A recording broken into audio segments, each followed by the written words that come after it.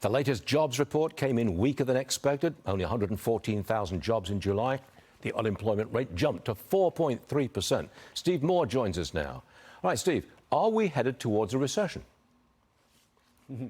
Well, speaking of hurricane forces, you know, what's happening in the market right now is certainly unsettling to everyone. By the way, I remember, I don't know if you do, Stuart, the 1987 famous sell-off where we had a, and that was one of those things which just, it turned out to just be a blip where, about a month later, we were right back on our merry way to higher returns. I don't know if this is the start of something really deep like a recession or whether this is one of those blips, but I'll make a couple of comments on it. One is, it is interesting to me, and I'm not saying this is statistically significant, that as Trump has dropped in the polls, as he has over the last 10 days because of this kind of Kamala phenomenon, the market has reacted in a negative way. Why? Because Kamala Harris is really bad for investment. This is a woman who wants to double the capital gains tax and tax on realized capital gains and those kinds of things.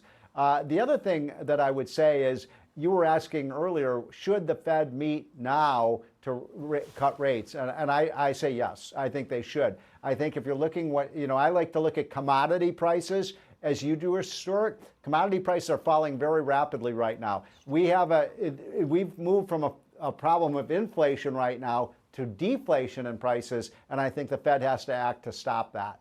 So we don't know if there's more selling still to come on the stock market. We just don't know that, do we?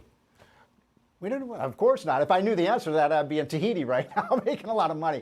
But the fact is, what we do know, though, is you've seen over the last month or so a pretty steady decline in commodity prices. They're falling pretty rapidly now. And that is an indication the economy is really slowing down, Stuart. So, yes, I think it would be, and by the way, in the past, I haven't been so supportive of a rate cut. Now I think one is needed, and the only question is, do they go to a quarter point or 50 basis points?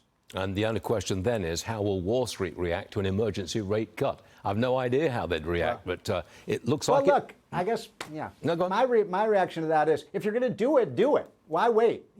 Why wait another 4 weeks to do something everyone knows is coming? But look, I'm not rooting for a recession. Remember, all the economists were wrong in 2023. Remember, Stuart, they're saying a recession is coming. Well, it never came. So I want to be on record. I'm not saying we're facing a recession, but I think it is a frightening time. And look, I think it would be good if Kamala Harris came out and said, look, I'm not going to raise taxes. Yes. I'm not going to, but I don't think she's going to do that. She's not going to do that. I very much doubt it, at least. Steve Moore, in the right place at the right time today. Steve, thanks for being on the show. We'll see you again soon. Thanks, Stuart.